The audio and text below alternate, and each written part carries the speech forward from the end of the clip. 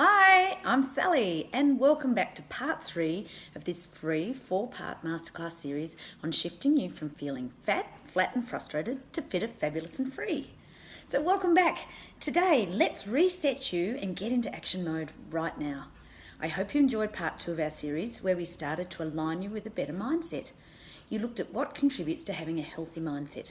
Hopefully, you released some old limiting beliefs you had been carrying around with you. By releasing and creating new, more positive beliefs, it can help you limit the number of sabotaging behaviours you carry out as your thoughts are more positively aligned. By having this healthier and happier mindset, your thoughts and feelings encourage you to make healthier choices. Finally, you worked on your own love for yourself to help retrain how you think about yourself. It's so super important to relearn how to love yourself because I said in the last video, love yourself first so you can be a better version of yourself and add greater value to those around you. When you're adding gratitude and put some perspective into where you are in life, you're on a much better path to realign your mind and your thoughts into a positive place. When this happens, you let stuff go and focus on what's truly important, and then you really start to feel free and fabulous. Today we are working on resetting you and getting into action. My aim is to outline a process that will help you realign and balance yourself so you can let go of the stuff holding you back, keeping you stuck and feeling fat, flat and frustrated, so ultimately you can absolutely feel free and way more fabulous. I want to help you get out of being in this state of blah and changing some of the ways you behave that keep you stuck. Today we're going to focus on 1, acting with awareness, not autopilot, 2, acting when we realign the mind, and 3, acting with accountability. So here we go. Part 1 is about connection with awareness, not autopilot.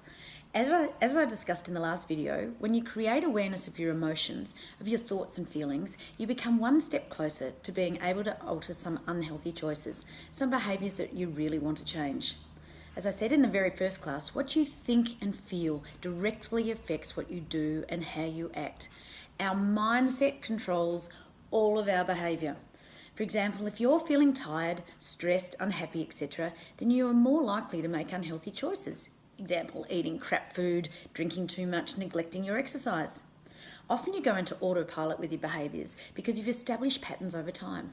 You instinctively react in a certain way because you've trained yourself over time to behave that way. So once you're aware of your emotions, then you can have a greater handle on choosing better options.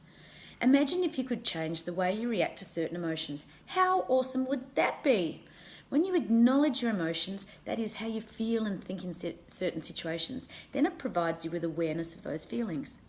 When you have awareness of your feelings, it helps with your choice of action. You are more conscious of the decisions you make as opposed to going into autopilot.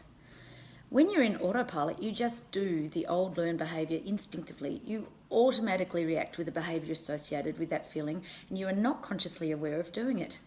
For example, it might be sitting on the couch after dinner with a glass of wine and eating chocolate because that's your established habit, your routine, and it's what you always do. You've done it so often you don't even think about it.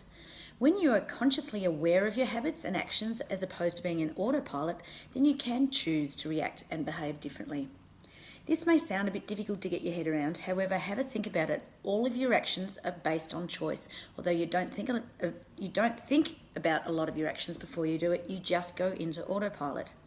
Imagine if you could consciously retrain yourself out of some annoying, unhealthy behaviours you want to change. Well, guess what? You can if you really want to, and it doesn't have to be so hard. Being aware of your feelings and the resulting behaviour allows you to create different reactions. So this leads us into part 2, realign your mind to make better choices.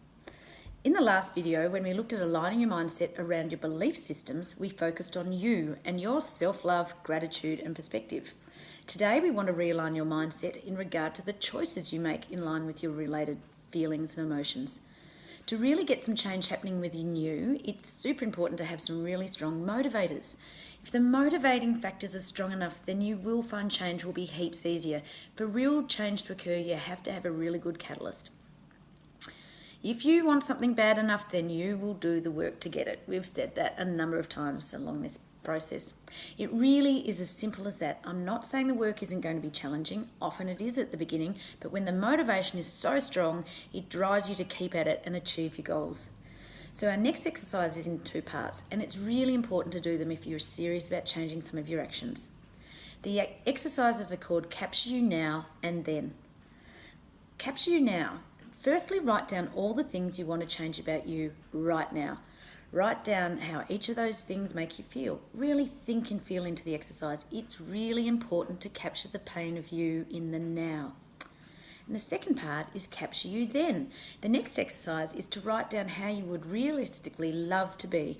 What would you need to achieve to be fitter, freer, and more fabulous? Break each action into the steps you would need to take. Seriously think how important each one is to you, and then rate them: high, medium, low. Then go and list them in order from the highest to lowest. And guess what? You now have a very important list of motivating factors in your toolbox. These are the key drivers to your success. These motivating factors are going to get you across the line to bring the change you want to happen. So now you have identified what your main motivation is to want to change. So now let's look at how you can actually do it. In part 3, we look at how to change and own the choices you make. To get you from the now to then, you have to consciously change some of the ways you behave by the choices you make. You now know that choices are based on your emotions. That is how you think and feel in a situation. So let's go through a process that can help you break down your choices so that you have more opportunity to take the better options. Okay, this process is for when you are faced with a decision where you can either make a good or a bad choice. When you're tempted to cross to the wrong side, probably because it's easier and you're so used to doing it in the past. It may be because of autopilot when you never even stop to think about your options, or you just weren't that motivated to change. So this process is particularly useful when you're faced with a situation where you want to change what you used to do in the past. These are the steps to go through when you're choosing which way to act in a situation. Step 1, stop and pause. Literally stop what you're doing and press pause. It's time to realign and get focused. Step 2, think. It's time to weigh up your options. Think about how you are feeling right now. How do you want to feel?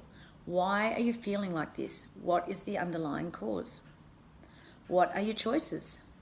And what is the impact of those choices? How does it impact your then list of desires? Is it going to be of benefit to you? Is it worth it? Then step 3 is act. Make your decision and do it. And finally, step 4 is own your decision and be accountable. Now that you've done it, you have to own it regardless of it being a healthy or unhealthy choice. By owning it, you are accountable for it, and it actually reduces the stress after you've made the choice because you made an informed decision. By owning your choice, you let the guilt go as you weighed up the options and made an informed choice. I do this a lot on the weekends in particular.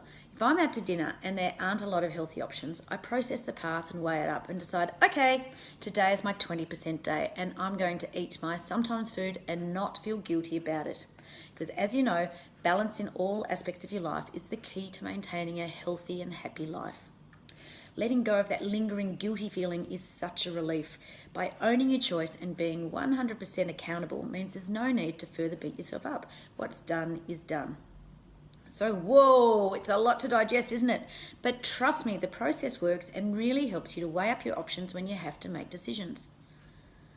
When you consider your goals and the motivating factors to achieve them, then you have a much better chance of ultimately creating change in the actions and behaviour you choose. But let's not be delusional. Any change takes time and practice is the key. If nothing else, I'm a realist, and having been through a personal transformation myself, I can guarantee change doesn't happen overnight. But practice, practice, practice. It's like a baby trying a new food. It takes 7 to 9 tries before they acquire the new taste. Changing your habits and behavioural patterns is the same thing.